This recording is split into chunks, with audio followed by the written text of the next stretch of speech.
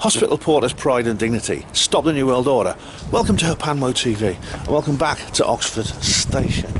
I am going on another adventure. Now it's only a short time, 3 weeks or so, since my little adventure to Stairway to the Stars. That's in Las Vegas. Now where I'm going today is geographically much closer than Las Vegas. The journey is a lot shorter. However, on a spiritual level, it is somewhere far, far more distant than Las Vegas by a long way.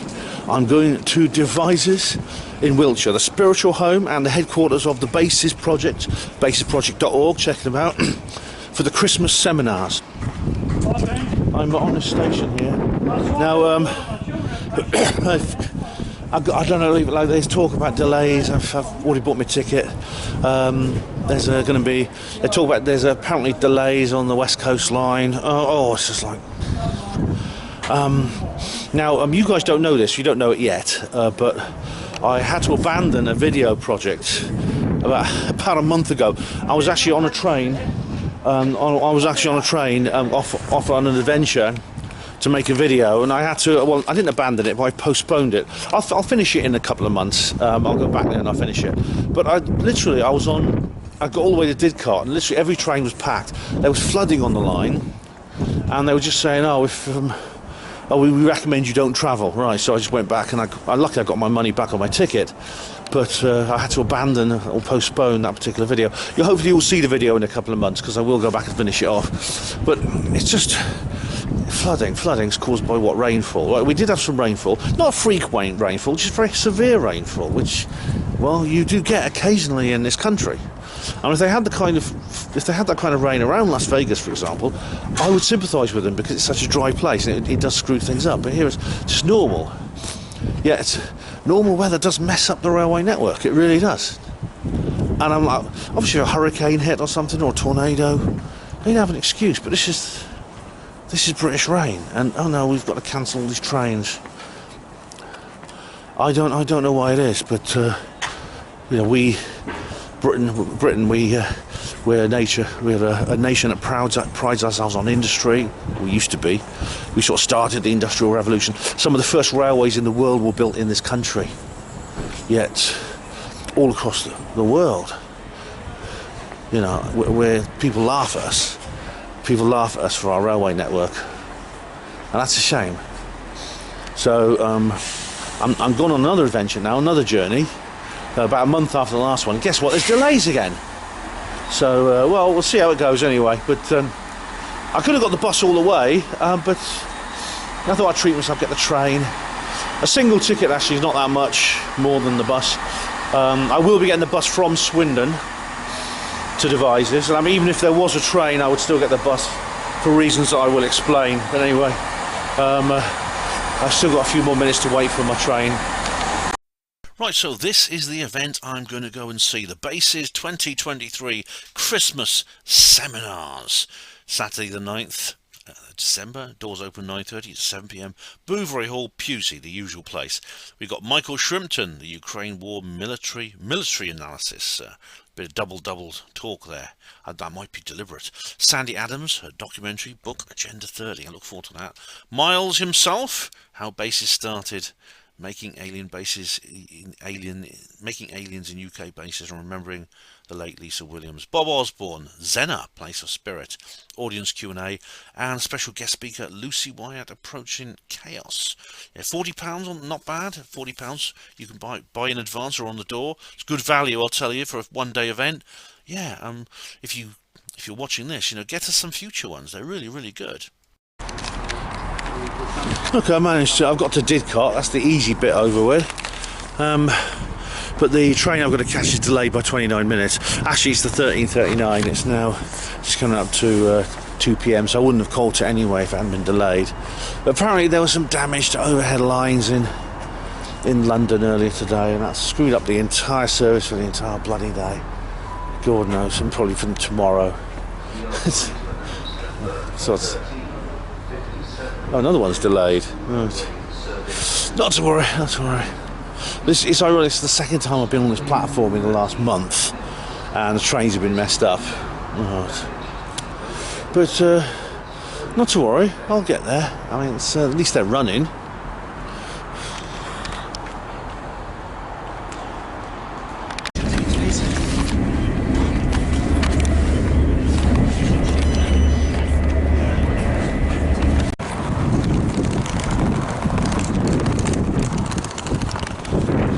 Welcome to Swindon, everyone. Yes, I made it, and your eyes were not deceiving you. I was sitting in first class there. Now, this is really, really weird. I don't know if some sort of travel angel is looking after me at the moment, after my wonderful experience on the plane going to Las Vegas and back, because of course I was flying with it, meant that I could go first class. This is different. This is even weirder, right? It's not weird flying with someone flying first class with somebody. But what happened was, I was like, the train came in at Didcot Station. You saw me on the platform there. Train came in, rolled in. Now, as a habit, I tend to go to the back of the train, because that's where you tend to get the most empty seats. People tend to cluster in the middle of a big long train. When it's a big long train like that, and that one had about 10 coaches, everyone tends to cluster in the middle. So when I go to the back, you tend to get more empty seats. But at the very back of the train, where there were two first class coaches, and so I was sort of queuing up. Everyone was like queuing up to get in, and I knew the train was going to be packed because I could see all the seats were full. All the seats were full through the windows. I could see the seats full. So I thought, oh, I'm going to have to police stand. Well, I don't stand. I just lie on the fucking floor. I mean, you know, I'm not going to stand around. But anyway, I was like standing on the pavement. I was just standing in the pavement, ready to get in, and this guy on the guard came and said, "Oh, go into first class, mate." He said, "Go into first class." And I said, "What?" He says, "Yeah, go into first class." I said, I only have a second class ticket." He said, "Oh, it's all right. The train's very full, so we're letting you people sit in first class who haven't paid for it." And I thought, well. I wasn't going to stand and argue with him, so I went and sat in those big. I've never sat in a first class train before. This is really weird. In the last month, I have flown first class on a plane, and I've sat in a first class coach on a train, and I've never done that before. You know, hospital porters don't normally do that sort of thing. Wow, how about that? So it's only like about 15-minute drive. 15 minutes. It's only a 15-minute train ride anyway. It's only a 15-minute train ride to Swindon from Didcot anyway. But I just sat there, and it was nice to have a taste of those big wide first-class seats. So there, yeah. If that train hadn't been so packed, the train was really full because of the delays and the cancellations. But there you are. There you are. Anyway, welcome to Swindon, everyone. Swindon, famous for. What is Swindon famous for? Podcast of the Lotus Eaters, yes. I wonder where Podcast of the Lotus Eaters is filmed from. Probably some big studio somewhere. Actually, I think it's Sargon's Garage, from what I checked out. So, yes, home of Sargon of Akkad. If I see him, I'll let you know. Apparently they just have a studio in Sargon's Garage, from what I gather. Anyway, I'm going to go to the bus station is here. And the second phase of my journey is to get to Devizes, which you have to get a bus to. Okay, it's number 49, Devizes. Okay. Word of advice, right? It's Bay 9, right? If you're ever doing this journey, get here early, get to the front of the queue, and you'll see why in a minute. Okay, the reason you should get here early is you can get onto the top deck, always get on the top deck. If possible, get a seat here at the front, because you'll see in a minute what this is actually. It's about an hour and a half to Devizes. This has to be the loveliest bus ride I've ever done, and I'll show you some of it on the way. This is the Swindon coach station here.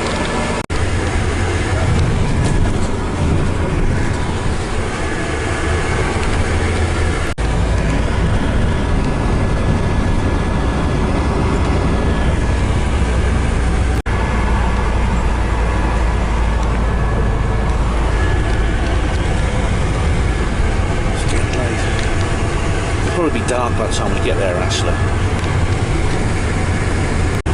Okay guys, we're approaching a strange dog leg formation on the road, and there's a reason why the road bends so sharply to the right, and then a few hundred yards later bends very sharply to the left. It's to do with planet Mars. Have I told you that story before? I think I have explained it on previous videos, but basically It goes along here, then suddenly it turns. You see, it suddenly turns to the left. What it is that there is a similarity between the landscape here in Wiltshire and the planet Mars. No one knows exactly how. There's lots of theories. A couple of books have been written about that, but no one knows exactly how. It's the Sidonia thing. People have seen that before. So it turns immediately to why did it take a sort of strange dog leg?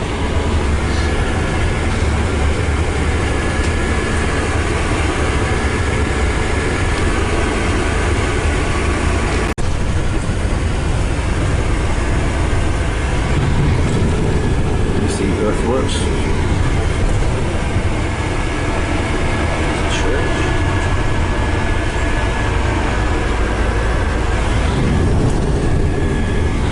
And the sunset. Lovely.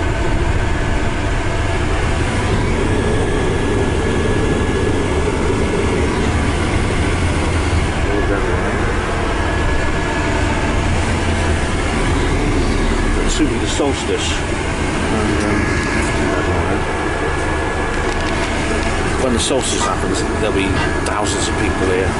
It's just a few days away now, a week, just over a week away. I came here once for the summer solstice with David Icke, the other day, I think, 2009 that was.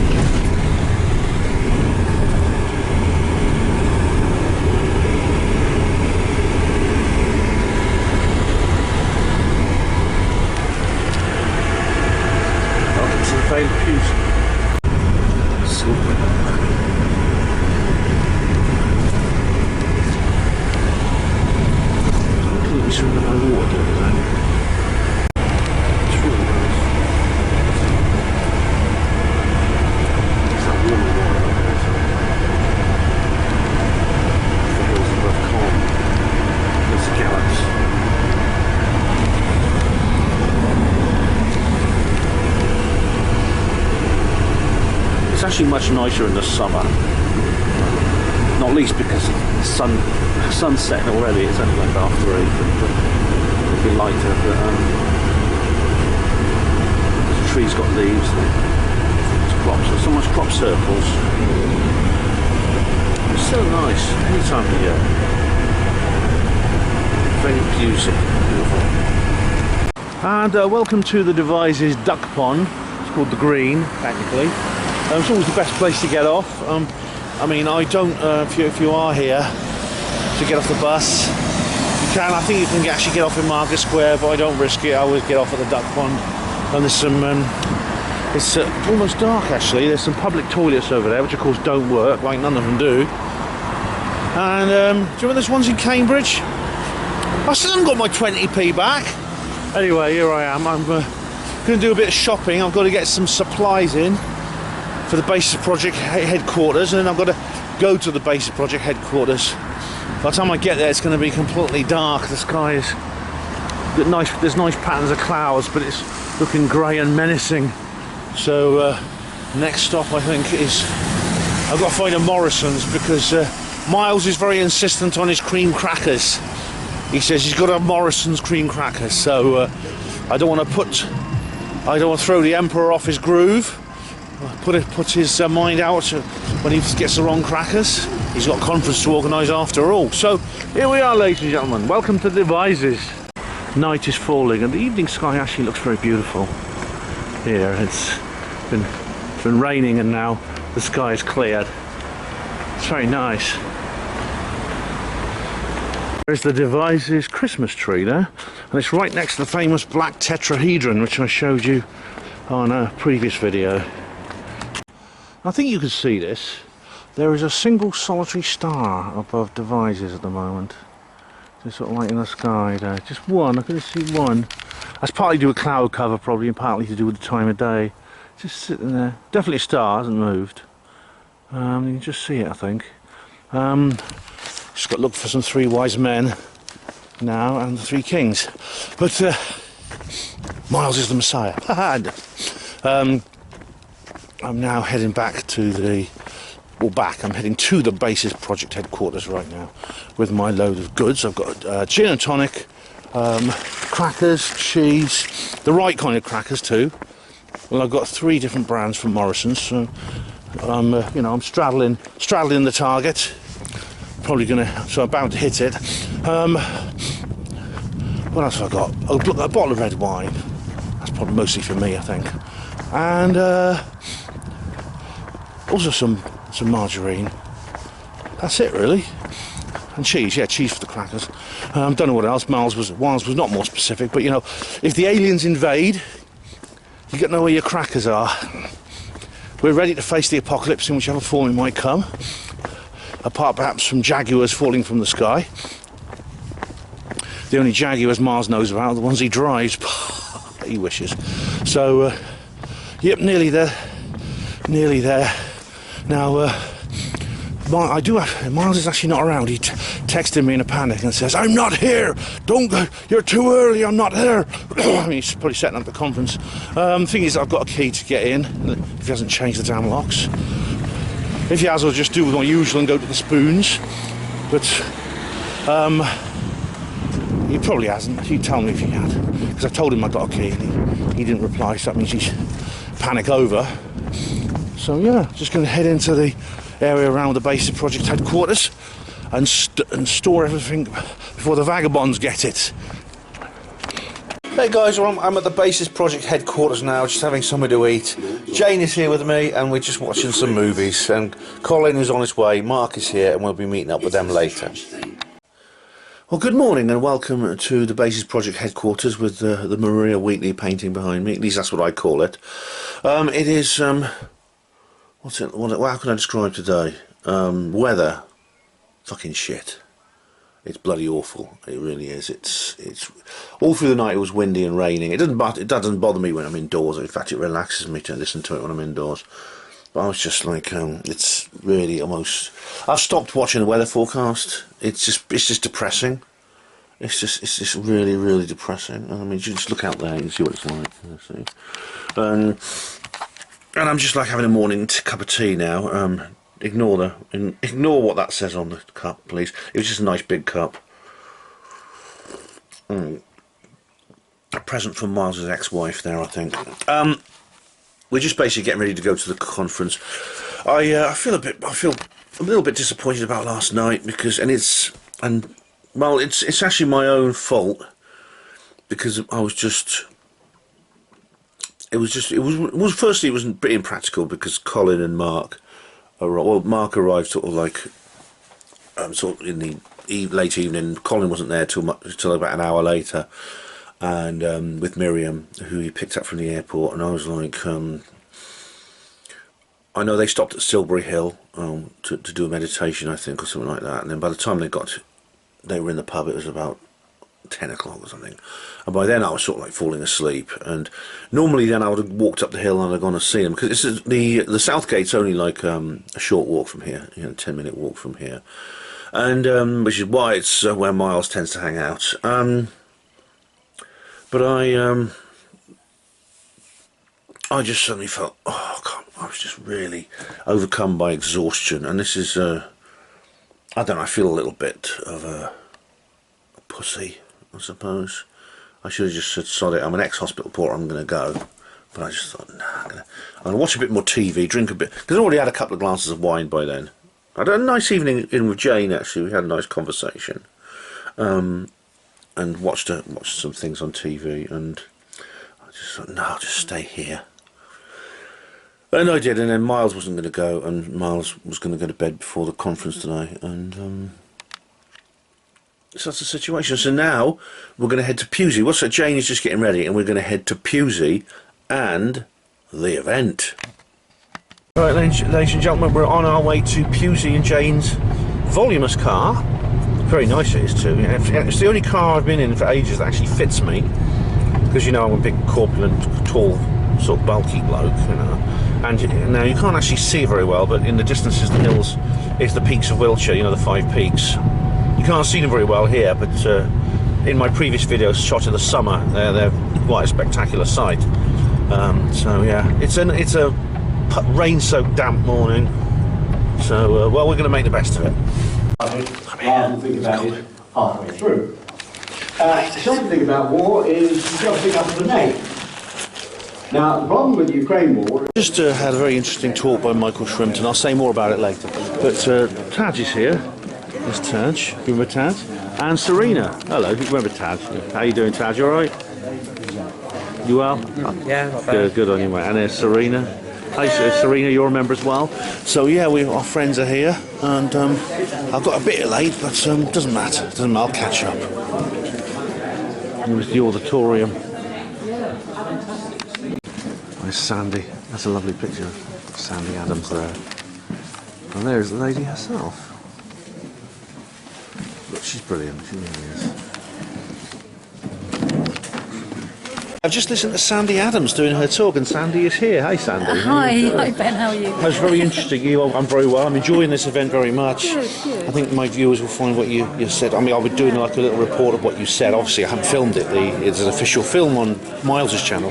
But what have you been talking about today, in a nutshell?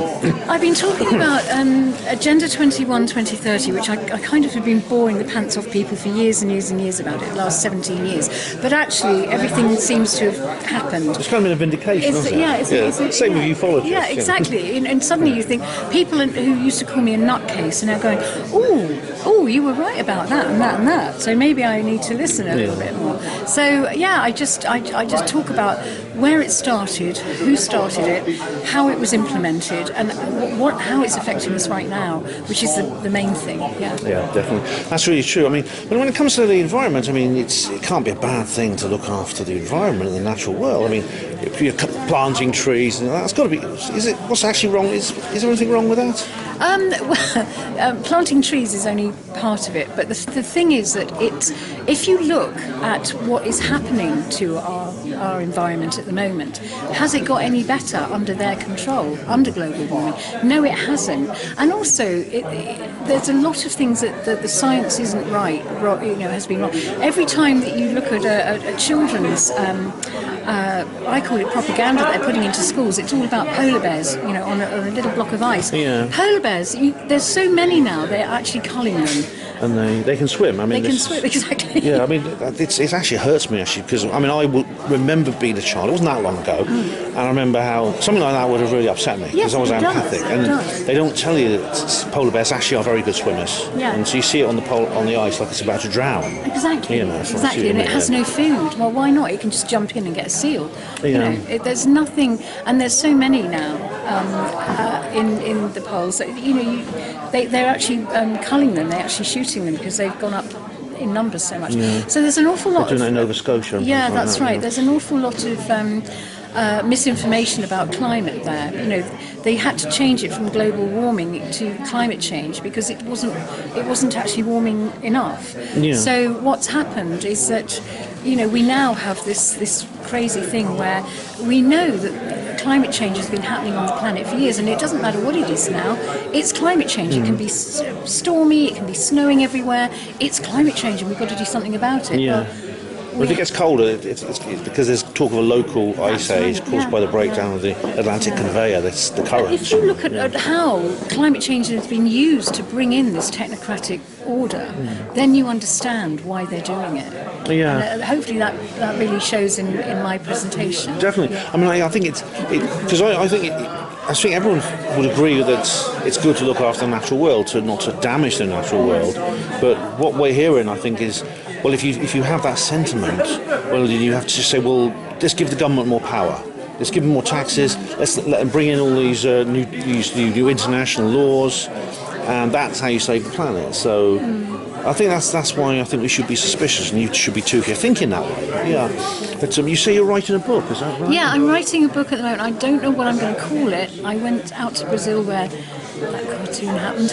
I went out to Brazil to a friend of mine lives out there, and I've got the bones of it now, and I'm hoping to get it out in the next 3 or 4 months. Oh, excellent! I look forward to that. Yeah, and I still have to find a name for it. I don't want to call it Agenda 2030. It's very boring. So anyway, yeah. Now, and then do you have some mugs for sale? I believe. Well, Miles has some mugs for sale. I'll show you. Oh right, because I did get a little shot of it earlier, but you have a. I mean, it's quite funny. This a cartoonist when I was in Brazil, a cartoonist did a cartoon of me as an Amazonian warrior and a not-for-sale sign in the Amazon, and I'm shooting Bill Gates, Sadiq Khan, and Klaus Schwab. Oh, he's got an arrow in his bottom. He's got an arrow in his bottom. I'm holding a bow and excellent. arrow. I'm like sort of Katniss in the Hunger Games. But it's hilarious because I didn't realise Miles was going to do this. So it's a lovely surprise. Since you brought up the Hunger Games, because like it is sort of predictable. I mean, for example, I had a great joke the other day. What do you call a science fiction film more than 6 years old? I don't know. A documentary. A documentary, yes, exactly. It's all come true. Yeah, it's all come true. Well, and if it's more than 3 months old, it's a conspiracy theory. Is more than 3 months old, you call it a reality. Yes, and then it becomes real. And how many of our conspiracies have become reality? But that's good. That's good because it feels like we are being vindicated. Yeah, we are. We're being proven right by history. Yeah. And we are having the last laugh here. I mean, it's not what it's part of me that wishes I was wrong, but we're not. No. But then when we realise it, we can do something about it, which is great. More people realise it. And as you said, there's more of us. Well, we are many, they are few, as Percy Shelley said, exactly. and that means people will take action, even if not everyone does. Enough people will. Yeah. Exactly. Okay. Well, thanks very much, Sandy. Thank you. And thanks for being on Panwo TV. Thank you. Thanks very much. Bye bye. This is the High Street. There's a statue. Now, this statue over here is to somebody. It hasn't been removed yet, which is good. Is it? Oh, good. Right. Maybe. Is it? Because what does it say on there? I can't see. Where they're going. Let's go and have a look. It is the most illustrious ancestor is erected to commemorate the coronation of His Majesty King George V, June 22nd, 1911. That's not him. The king who grandly follows in the King Alfred's footsteps. All right, it's actually that statue is King Alfred. Yeah, it's actually it's a commemoration for King George V, 1911, when he's crowned in 1911. But the statue says the statue is of Alfred because the idea is that the king follows in his footsteps, which is very politically incorrect. Don't they? Right, where do we go then? Oh. Do you want to get a drink or food? What is it you want? Do they do drink? I can't hear what he's saying. Miles is yelling at us from a distance. Miles, try semaphore or sign language. Oh dear. He's yelling at us. Alright. Miles is stuffing his face, and the rest of us will be soon. And we are at So they wrote to me the other day and said, you know I was Vale 58 Community now. Craft and Tea Room. I actually did You can read that. Pause and read that. and sent it back. There's stuff there. And nobody ever It's a really nice place actually. Thank you so It's a much. really nice Thank you. place. So nobody ever emails. So we're having lunch here today. What I thought was that I'm actually deciding. This, I believe, is the River Avon. Oh, not the River Kennet. This is Pusey, and it's lovely. Avon. There's several rivers called Avon because Avon is Celtic, and it's like the word Avon in Welsh. But there's several rivers in this area. I was thinking about the nomenclature of various places in the West Country. Devizes is an odd name because, of course, it sounds like it's connected to the verb to devise, which, of course, is a verb that means something else, to devise something. But it's probably not because it's got a Z in it rather than an S. I misspelt it actually once on one of the. videos. It's getting windy now. It's probably has Celtic origin, like a lot of place names in the West Country do. Now heading back to the venue for the part 2. I was going to get another interview with somebody. I'll have to do it later. This should get Chinese takeaway. These places, like, it's very light devices here. It's very compact and rich. There's a lot of things packed in, and you know, so it's a great place for a night out. Actually, these small towns, despite their size, and Pewsey's probably not Pewsey, but Devizes. Devizes is somewhat bigger than Pewsey, but you get an awful lot of fun here on a night out. All right, guys, so I'm going to head back to the venue now, and there's another speaker. There is Mr. Miles himself, who's got some supplies. What you got there? Supplies for the headquarters? Oh right, oh, for the party. We're having a party later apparently. Cocktails. A cocktail for Miles, a bit of lager mixed with Guinness. I suppose you've lost your wind mic, you have. Well, yeah. I gave you a wind mic and he's bloody lost. That was on the old camera though, Miles. No, I tried, but the sticky's gone. That's why if I point the camera at me, I can usually get quite a good reception, but you better hear the wind. Big bloody windbreak. All right, but I'll probably get a camera with a wind mic. Not a bad idea. But anyway, we're having like a party later. Usually Miles's cocktails are like lager mixed with Guinness, you know, sort of drunk person mixing drink. Proper stuff. Oh yeah. It's been the wind's been horrible the last couple of days. Anyway, what's the next speaker, Miles? Me. Oh, Miles is up next, right? So we better be enlightened, everyone. We're back at the Bouverie Hall. Show you these stalls. I'm sorry. It's all right. This is the Orgonite, the Happiness Warrior by Dr. Chris Hemsley. These beautiful Orgonites and mosaics. But over here they have more. Sorry. They have more. This more. Look at that Orgonite. These pictures. You come over here, and we have. There's a book here called Zena, Spirit of the Place by Bob Osborne. That's somewhere in Cornwall. We're going to find out later exactly what that means. And this here is Rog. Hello, Rog. Listeners of Panama Radio will know this guy, and he's written, he's created a comic called The Council House. And I'll show you just little bits of it here. You can get the scans of it, little bits out here. This is really sort of like, it's all about like all the kinds of things we talk about. It's got a wonderful line about hospital porters, I'll never forget that. Council House reviews, there you go. Alright, lovely. I think I wrote that line about 10 years ago. It's pretty good. It's great to see you, it's great to see you here, yeah. Lovely. Miles has just set, I think Miles is going to say a few words about Lisa Williams, who, if you watch the early Bases project videos, which are now over 30 years old, you'll see her, and she's sadly no longer with us. So, I'm good impressed. I must say, the catering here is pretty good. Nice tea, very cheap tea and coffee, snacks. That lady over there behind the counter does them. I don't know her name, I think it's V. And of course, Miles' little command centre is over there. So. Just making a test call. Abundance. There's plenty of everything. There's plenty of fossil fuels, plenty of it all. It's philanthropic. It's pro-humans. So why were astronomers Johannes Kepler and Gottfried Leibniz such an anathema to the Venetians? Holding a little bit of a drinks party at Bases HQ. All right. Better switch that on. Because we have a monkey called Wanker and a parrot called Fuck Off. So we would go out on a horse and cart.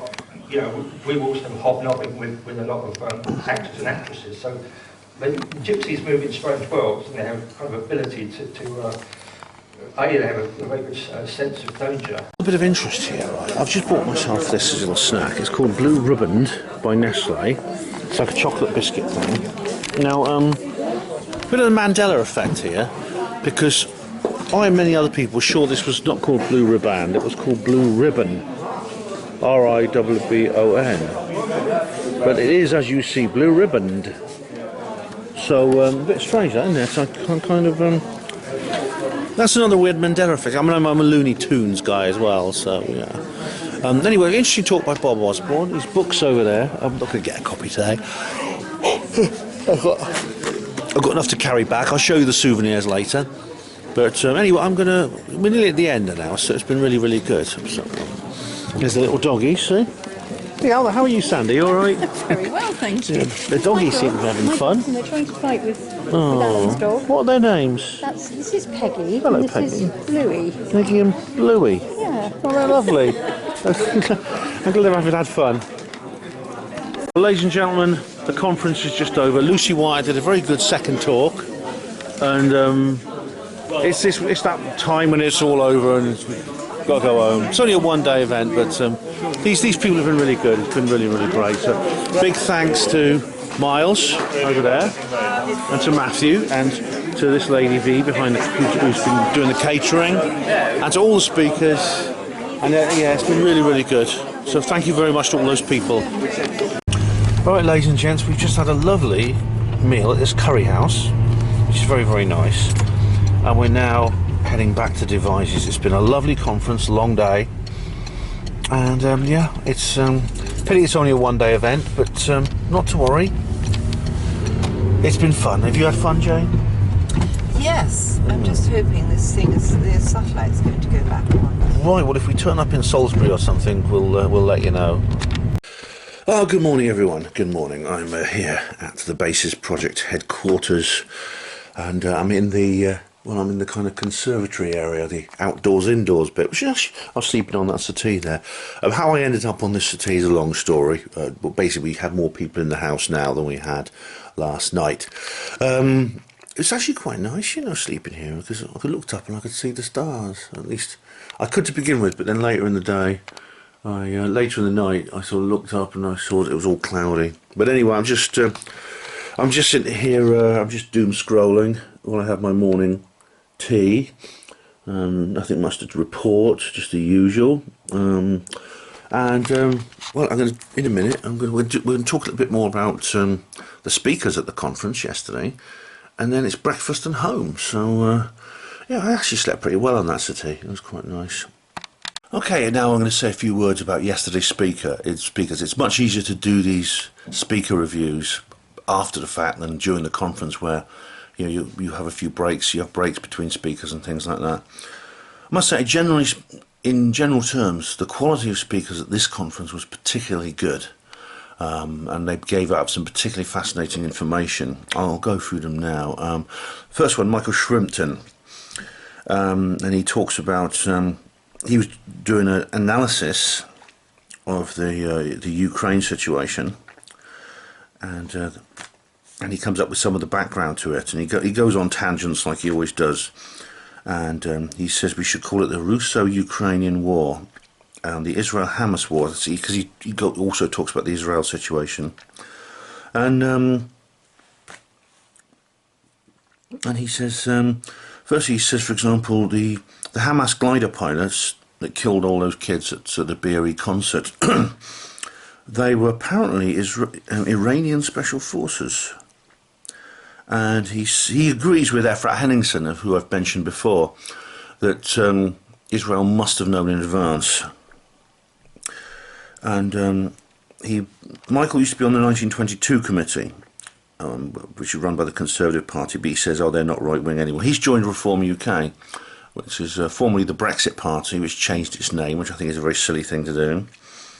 But apart from that, they're quite based on. And he talks about as always, the Germans are at the back behind everything. All roads lead to Berlin, as far as Michael Shrimpton is concerned. And he talks about how Lloyd George gave the Germans intelligence about artillery in the Great War, and about how they had hardened the bunkers and hardened their trenches so that they couldn't be hurt by British artillery, exactly where the British were actually attacking them. And he mentions the Spycatcher book. Of course, I've always said that's very interesting indeed. I've talked about the spy, and it's also a perfect example of the Streisand effect. You try to ban something, and more people will want to see it. There was an attempt to kill the Queen, and I wonder what he meant by that, because there's been several attempts on the Queen's life when she was alive. And he talks about Michael Fagan. Now, this is apparently Michael Fagan was actually an assassin who got into the Queen's bedroom because the Germans let them in, because the Germans had agents. David McKee, the head of the Commissioner of the Metropolitan Police, was a German agent, as was someone in the cabinet. And that, now, I heard a different story. Michael Fagan, the guy who was found in the Queen's bedroom, he climbed in through a window apparently, and the Queen managed to talk him out of killing her. The story I heard was that this is a lot of you fans of the Queen won't like this, but the story I heard was that he was actually a gigolo whom she had hired. And unfortunately someone on the staff didn't realise this and alerted the authorities, saying, "There's a man in the Queen's bedroom," and someone said, "Quiet, quiet, quiet, we know. She brought him in."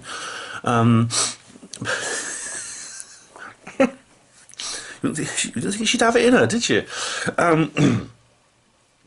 Yeah. But and by the time she alerted the authorities, so loads of people knew, so they had to come up with a cover story. They couldn't hide the fact he was in the bedroom anymore. That's a story I heard. The 1982 Falklands War. Now this is basically the Germans working through the French, and they had a spy in the form of Francis Pym, who was, I believe, I forgot his position in the cabinet, and he said it was all engineered by the Germans. And helped by the French. The Exocet missiles, which did devastating damage to the Royal Navy Task Force in that war. They sunk 3 ships. They were fired. We all know that they were actually. The official story is, the French sold them to Argentina. Argentina's military just consists entirely of European and American hand-me-downs. And including Britain, a lot of the weapons fired against the British in that war were British-made. But apparently, according to Shrimpton, the Exocets were fired by French forces in Argentina under the control of the Germans. Yeah. Hitler believed in climate change. That's interesting. He thought he could attack the Soviet Union because there'd be no Russian winter because of climate change. They knew about the Argentine ships were going to sail because of satellites. Now what's interesting is Michael Shrimpton said that he can actually make the satellites move. He can actually, if he calls up the NSA or GCHQ, they can actually make a satellite, put it on a different course on his word alone. So I didn't know Michael was that important, but he is apparently. The German spies include to finish, the idea that the Falklands was supposed to make Margaret Thatcher resign. It was supposed to end Margaret Thatcher's career. Argentina was supposed to recapture them, but in a surprise victory by the British, Thatcher dug herself out of that little hole. Nick Collister has a different view on that. There were German spies in Mossad, including Shimon Peres, who actually went on to be Prime Minister of Israel. The Germans had advanced knowledge of 9/11 from 1999, 3 years before it happened. The Hamas October the 7th was planned 2 years beforehand, and the Germans knew, and indeed the Israelis knew, which is what Efrat Henriksen says. You should check her out. I mean, I did mention her in my videos. Jerry Adams is a nice terrorist. Michael Shrimpton doesn't like many terrorists, but he did like Jerry Adams. Ted Heath was a grumpy German spy, when German spies are normally very charming. President Obama was born in Kenya, and he had a fake birth certificate. Well, the thing about Obama, he was actually born in Hawaii, I believe, but at the time it was not one of the United States. It became one afterwards. It was United States Trust Territory, technically meaning he was not American. He's not American by birth. His vice president was Joe Biden. He was being blackmailed by the Israelis on the Germans. Which pretty much the Israelis and Germans are pretty much the same people as far as Shrimpton's concerned. Now, as you know, if you Google Michael Shrimpton's name, you know that he was actually charged and convicted of a crime, which he ended up doing about, I think, a couple of years in jail. he apparently said the National Security Agency set him up, and because he tried to advise NATO, but they didn't listen. Because he warned them about Ukraine was going to happen. It started with Zelensky bombarding the Donbass. Now, I've always said previously, morning, Miles, morning. I've always said previously, you know, that that this Ukraine good, Russia bad narrative is completely false, and I've said so. I've debated Bowler Hatman with this, and I beat him basically. But this is where it gets a bit strange. You know those biowarfare laboratories in Ukraine, which the Russians were trying to capture. Indeed, they did succeed in capturing most of them. The globalists are, with their Ukrainian clients in the Ukrainian government, they are developing DNA-specific bioweapons. This is straight out of Project for a New American Century. But in this case, it's a DNA specific to Ukrainians that would not hurt Russians. Now, from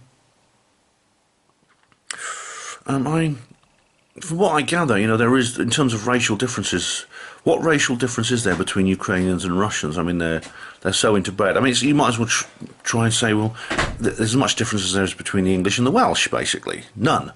You're right, Miles. How's things? Oh, right, yeah. This is the guy who did the conference yesterday, and he did a very good job. German, let's see, apparently there were Germans fighting in Ukraine. There's high energy systems near the Chernobyl disaster site. In the question and answer session, someone suggested there should be more women in politics. Oh dear. I sort of groaned a little bit when I heard that. I think we've got to get Shrimpton, sort of like... But there's this rather strange eco-feminist idea that, you know, if only you put women in power and create a matriarchy, then we'll live in a completely peaceful world because women are peaceful. This is absolute nonsense. Women are as capable of violence and aggression as men are. Have you seen women fighting? Men fighting generally just push each other a little bit. Women really try to hurt each other. They scratch each other's eyes and tear each other's hair and things like that. So yeah, a world ruled by women would be a very violent place. Extremely. DNA. So as I said, Ukrainian DNA. What is that? How is it different from Russian DNA? Funny enough, though, I knew a lady who I sort of know in Oxford had a Ukrainian family living with her a couple of years ago. There's a mother and her two sons. Oh no, she had a little daughter as well. And what's interesting is that the father wasn't there because obviously, like all the men, he was fighting. He was fighting in the war. There was this Polish lady in a pub who I was actually in the pub with them one day, and she actually turned to me and she said, "Oh, who are they?" And I said, "They're morning, Miriam." And they said, "Oh, he's here we are." They said, "Oh, that's." I explained who they were, and this lady said something strange. She said, "They look Ukrainian."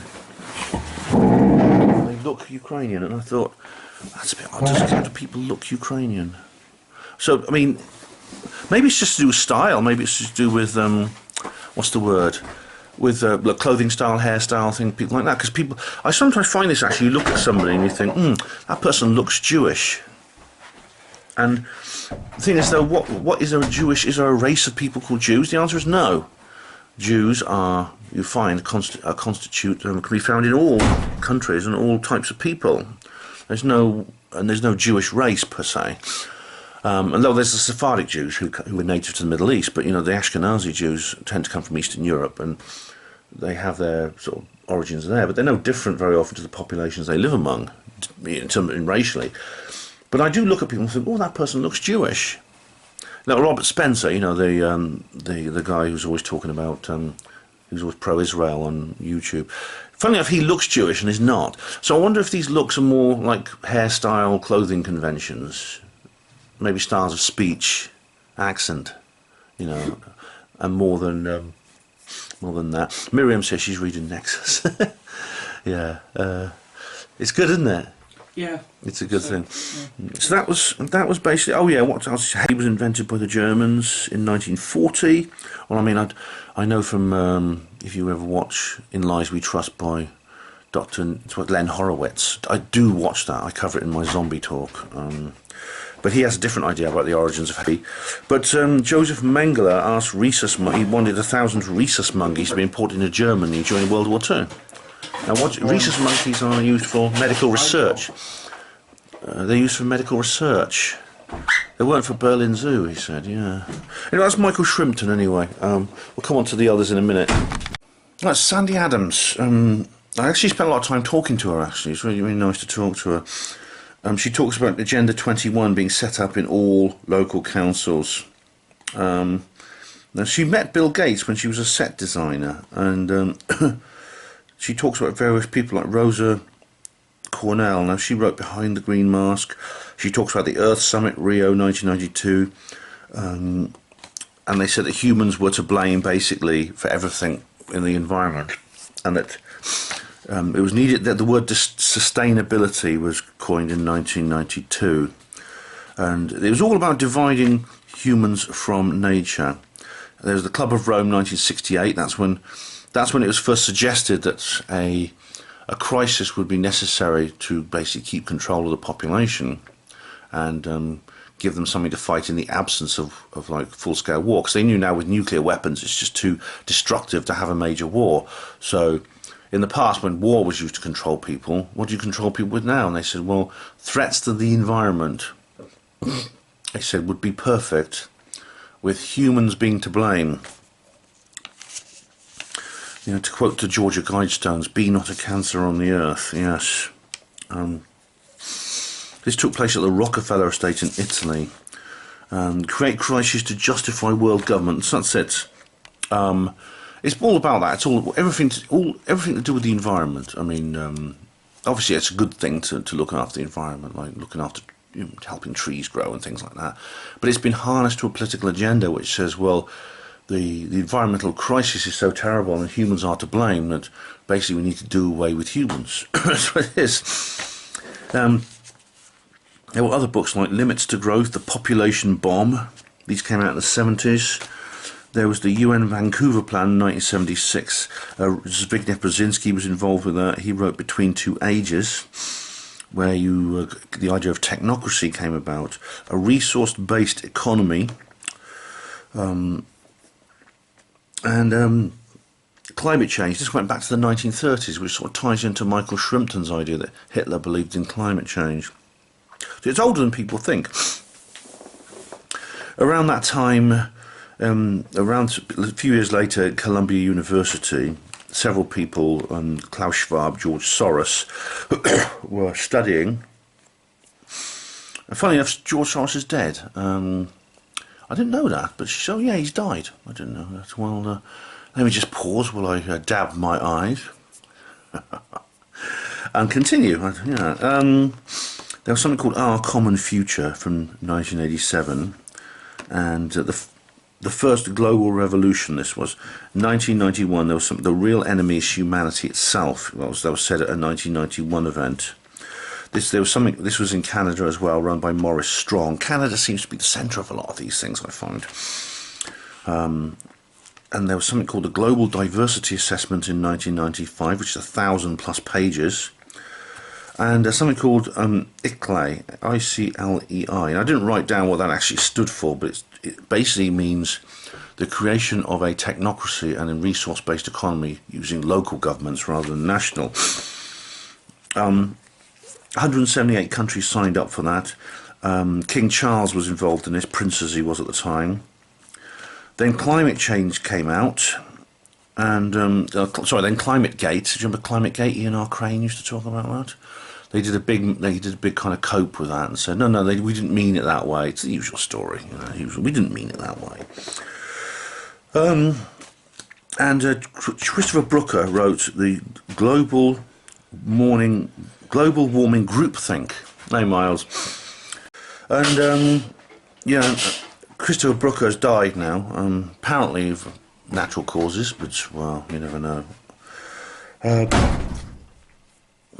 apparently in this, one thing Brooker said was that in some of these documents there's a deliberate confusion between carbon monoxide and carbon dioxide. Now, you think that's like trivial, but it's not, because carbon dioxide and carbon monoxide, in chemistry terms, they're very similar. Hence the similarity in the name. It's all to do with the number of atoms in the molecule. But the properties of the gas are entirely, the two gases are totally different. Carbon dioxide is a natural part of our atmosphere. Carbon monoxide is a toxin. It's a deadly toxin created from particular forms of combustion, which is why if your gas boiler breaks down, it can kill you. Let's see. Then there was Greta. Oh God, Greta. She talks a bit about the Greta cult. They basically took a mentally ill teenager and turned her into a mascot. And then she talks about Event 209. Now, Event 209 was a drill. It was an exercise that took place in late 2019. What would happen is if a global pandemic occurred with very severe flu-like symptoms, how would they deal with it? Well, what happened a few months later? The drill went live. Drills go live, like 7/7, like 9/11. Just a coincidence, nothing to worry about, as David Icke would say. And the WHO, the World Health Organization, they have their pandemic treaty, which basically the whole world is still signed up to, which means should another event occur like that, all the international law and legislation is in place to basically put us through the same nightmare we were put through 2020 to 2021. Yeah. There's net zero, which there's several plans here to end air travel to the UK, apart from a few small local airports. So Heathrow and Gatwick will be shut down, and end shipping. So there'll be very limited imports, including imports of food, which is strange. You know, food imports are we import a hell of a lot of food, especially from the Netherlands into Britain and from other parts of the continent as well. Apparently they want the net zero plan is for those to stop, but at the same time, native farmland is being made into like exclusion zones for natural exclusion zones. So where's our food going to come from? Presumably from the insect houses and various things. So, eat the bugs. Going to be around to eat it. That's why. Okay, yeah, that's the plan. Maybe the insect houses to eat the bugs, and you eat nothing, and you will eat nothing, and you will be happy. Yeah. And she mentioned transhumanism, universal basic income, NHSX, which apparently is the. Don't get me started on the NHS. And of course the whole trans thing. What's interesting, the organisation Stonewall is now jumping on this trans bandwagon, which is odd because Stonewall was set up for what I think is a quite legitimate civil rights issue, because at the time when it was set up in the late 60s, there was literally an attempt to control people, the private lives of consenting adults, and Stonewall opposed this correctly. Peter Tatchell's involved in that. You'd think it would be a sort of mission accomplished situation for them, but no, Stonewall now jumped on this whole trans thing. She mentions Yuval Noah Harari, who's a right piece of work, I'll tell you. But Sandy's an optimist, and she ended on a positive note. This only will happen if we let it happen, and there's distinct signs that the agenda is in trouble. She brought up several things which I call the 2016 effect. Seems like she's on the same page as me there. Miles mentioned Lisa Williams, who sadly passed away. Now, she was the Basis Project, the early Basis Project videos had Lisa Williams in. And here we go, mate. Just shove it over there. Okay. Lisa Williams had it was in the early Basis Project videos. She was the star. She was the star, yeah, as Miles says. Miles has been doing this a long time. In fact, the first Basis Project video came out over 30 years ago now. And she mentions MH370. I've just done a video on that, and Miles showed a couple of pictures. One of them is this what looks like a black orb at Eastfield. and it's a very strange looking thing. Another is a photograph that was taken, or a video was taken in Marlborough of someone's doorbell camera. And I don't know if you have those doorbell cameras. They're quite useful to have, so you can see who's at the door when they come in. And it shows like a big white segmented object, a bit like a spider, and it's sort of floating in the air. It's a very strange thing, but it's on Miles's channel if you want to see it. So that was Miles's talk there. John Leonard Wolson has done another sky watching video, which is very interesting. Lucy Wyatt, now she did a double bill, but I've never heard of her before, which is strange because she's brilliant. She's absolutely brilliant. I'm going to go to her Substack. The Quest for Harmony is her book, and she talked about science being used for social and political control. Which is really, really interesting, because she talks about like mainstream sort of Dawkinsian, atheist, materialist science, and this is what the terminology I use. And she talks about like doom, entropy, cosmic dying, and humans hasten planetary death, which ties into what Sandy Adams was talking about. And her blame, right? We've had several culprits being mentioned in this particular segment. Shrimpton blames the Germans. Lucy Wyatt says it's Venice. It all comes from the Venetians in the 16th century. People, they had agents. People like Isaac Newton and that were their agents. And so that's another left. And she said, like, apparently pounds, shillings and pence is like LSD, not a drug, but LSD. Apparently that stands for lira, soldi, denari, which is the Italian coins. Although they don't have the lira anymore in Italy. They've got the euro, poor people. So Aristotle favoured over Plato, because Aristotle was the person who believed, for example, there was no afterlife, where Plato believed in an afterlife. Aristotle believed in relative value, whereas Plato believed in universal value.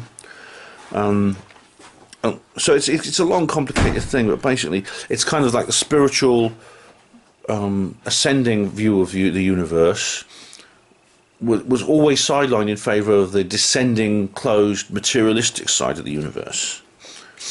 It's a very interesting idea, and I've actually mentioned Béchamp versus Pasteur, which of course is the basis. This is how this conflict was played out in the world of medicine. She was like really. I spoke to her privately about that. And of course, Thomas Malthus, Charles Darwin, Galton's eugenics. Malthus was the guy, I've talked about him because he was the one who brought up the whole overpopulation issue. Very influential thinker. Charles Darwin, of course, he formed the basis of modern biology. John Galton was his cousin and suggested genetically engineering the human race. And there was a guy who's actually an engineer, designed steam engines, who compared the universe to a closed system steam engine. Oh, Holton Arp was another person. Now he was, what did I say? I can't read my own notes here, sorry.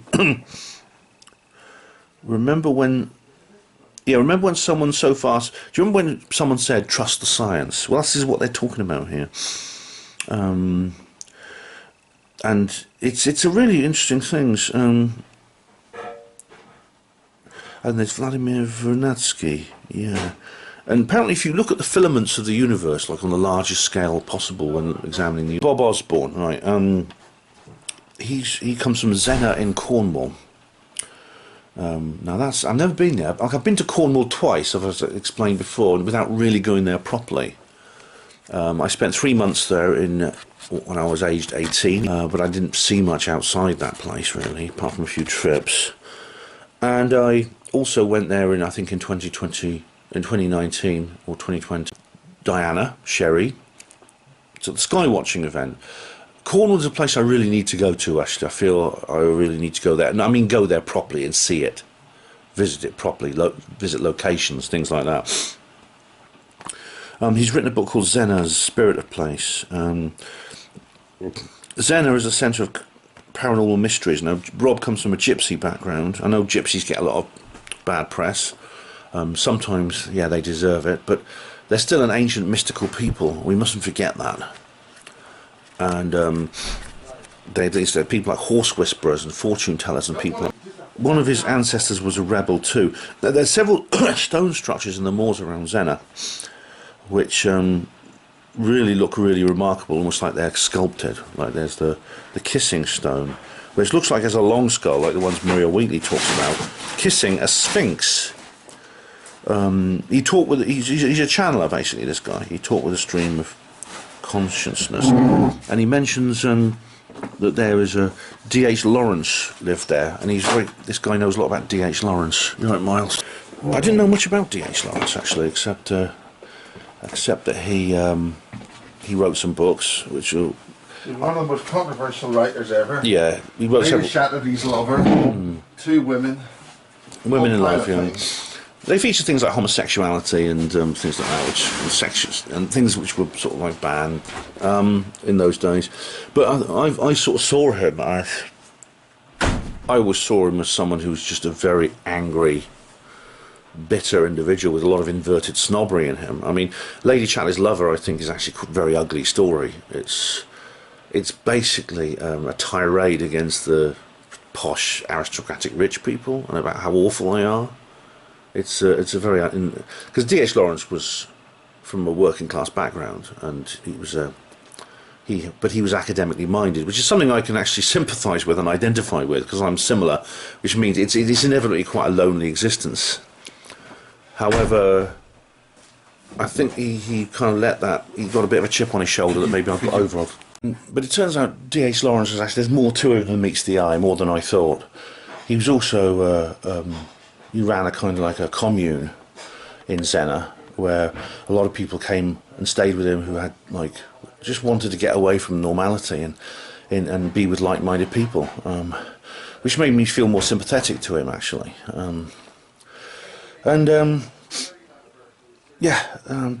Very interesting speaker, and I got to talk to him a lot actually afterwards when we were at the curry house, because we went for a curry afterwards. I didn't film there, but we went and had a curry in the Pusey Curry House, which is nice. Lucy White did a second part where she talked about psychological tricks in geopolitics, and she talked about the world island theory, of the idea that there was that geographically speaking, in terms of strategy, the area what you call Eurasia, that is Russia, Eastern Europe, China, that area, Siberia, is like the centre of the world, the linchpin. Not in the flat Earth sense, but just in terms of strategy, because then you have access to all the coasts and the oceans and things like that. Funny enough, there's a guy called Alexander Dugin in Russia, who I've mentioned before. He has a similar idea.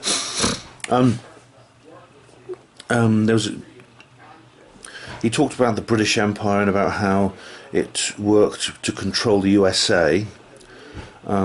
Because this is odd you think about the British controlling the USA, because the USA was considered like a global power, one of the 2 global powers for all 40 years of the Cold War. Since then, it's in this multipolar world. The United States is still like a major player, even in a multipolar world, and in military terms, it's still unsurpassed. But yeah, there has been a plan to control the USA since before the Revolution in 1648, the Treaty of Westphalia, the dawn of the nation state.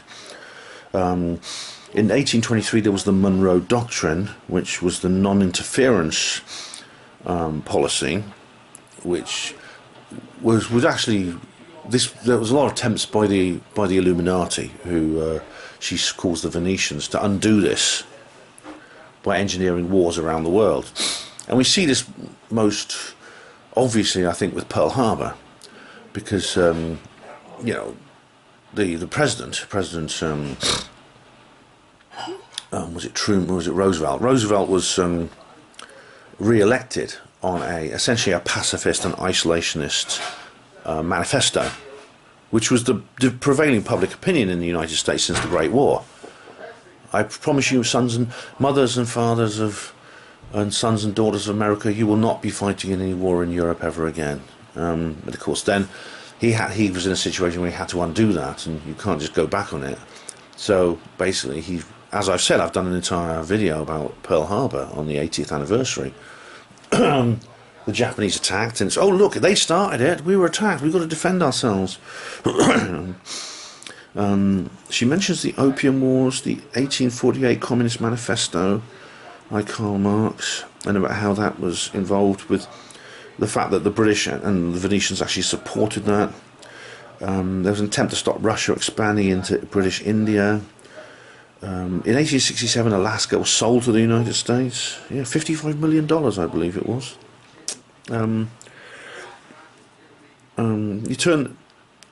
There was an idea to turn America away from Russia and back into Britain. Again, Britain was trying to manipulate the United States, and still does apparently. And the idea was basically to get rid of Russia and control the regime and control that world island area. She mentioned Cecil Rhodes, the Rhodes Scholarship of 1903, a very controversial figure these days. He was cancelled before cancelling became a thing. The Fabian Society, formed in 1884, which is why George Orwell set his novel 1984 100 years later. Lenin and Trotsky spent a lot of time in London. I knew this actually because when I was a trade unionist, well, during my very, very brief period as a trade unionist, when I was like 18 and 19 years old, they were all the lefties were going on about Trotsky all the time. He's been very influential on the British left. But a guy called Philip Whitwell Wilson was a good friend of Lenin and Trotsky, and he was actually an MP, and he arranged for Britain to support the Bolsheviks to help the empire by getting rid of the Tsar. She mentions the Tavistock Institute. Now, I actually went up to her and I asked her about, at the end of this, and I said, what do you know about Isabel Menzies' life? And she said, oh, well, I don't know much about her specifically, except, of course, she was one of the founders of the Tavistock Institute. There was half a dozen people involved. And I just told her a bit about my background and about how this woman had been such a big part of my life, and about what a horrible person she'd been. And she I didn't go into details, but anyway, that was the speakers. A very interesting setup, I think. Okay, guys, now it's souvenirs time. There's my glasses, moisturiser, pen, and here is. This is. I've got two of these actually. This is the. This here is these flies. Now these flies are slightly different. This is an older version, which includes, that's the basis Christmas seminars. At the back it talks about the Christmas conference on the 16th and 17th, which Miles was going to be a part of. And as you see here, unfortunately postponed until next June, which is a shame. It's a shame. You know, these things happen. That's the later version, which has that in it. Nexus magazine. Yeah, Miriam was reading that. She'll like that. That's an envelope. This is my ticket. Basis 2023. Ticket number 18, which happens to be my lucky number. That's a toothbrush. This is the Council House flyer. Promoting it, the Council House. This is Council House Book 1 by Rog, in other words. There we are. I mean, pause and read these things. You see it through the. I don't want to take off the cellophane because I've got to carry it home with me. I don't want it to get damaged. And this is the Council House Book 2. This is something that Rog gave me actually. It's a series of various other things. I think these are by other artists. These books, these various things. But there's a section in here by. There is a section here by Rog. You can see a bit of the Council House there. So that's good. And this is I bought one of in there. I won't get out now. But in there is Sandy's mug, the one with her picture on, which I showed you earlier. And this is my Truth Seeker notebook, which goes everywhere with me, as you know. Alright guys, I've left the Basis Project headquarters now, and I'm heading up into Central Devizes. Devizes, it's like Pewsey, as I said about these little West Country towns. It's a kind of it's a rich, compact place full of lots and lots of things, shops and restaurants and pubs and things, all packed in together in this small town. Well, it's somewhat bigger than Pewsey, but I'm going to hopefully meet up with Colin and Mark up at their hotel, and then after all I'm going to head home. I've got to go home. Jane is cooking us lunch, but I can't stay because the rain started again. I can't stay because I'm presenting the Gas Spanner tonight at 8 PM, so I've got to be home in time, not just to present the show but to prepare for it. Hey guys, I'm just walking down this lovely alleyway. You're probably familiar with this. It runs through Devizes down into this little valley where the railway used to run, because there used to be a railway here. somehow it's more charming in the rain. Anyway, I'm hoping to meet up with my friends, and she'll be nice, and then have some breakfast and then head home. Oh, what a wonderfully politically incorrect sound.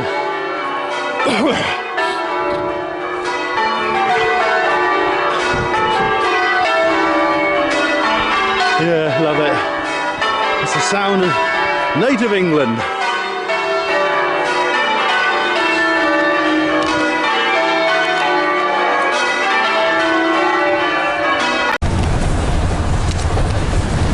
That's a famous little place. Leaving Devizes now. Left Devizes, heading home. Alright guys, I'm on the Swindon station now, the old bit. I'm heading back to Oxford. I was going to get the bus back, the toilets were shut in the bus station, and it's like, I need to go to the toilets, so I thought, well, I'll have to go to the station. Once I got to the station, I thought, well, I don't have time to go back and get the bus unless I'm going to wait for an hour for the next one, so I'll get the train. As it is, the trains are all usual. It's not quite, the delays aren't quite as bad as when I was on my way down here, but you never get trains these days which aren't delayed or cancelled. I was just wondering, if some of you might be wondering if I have anything original to say about the Basis Project conferences. You might get a bit winded on that. Is it worth doing these continuous repetitions? Are they all a bit the same, Ben? I think there's always something new and original to say about every conference, whatever it might be. So I'm going to continue to do these reportages. I think I've said something new. I think I've already said and experienced something new and original about the Basis Project Christmas Seminars 2023.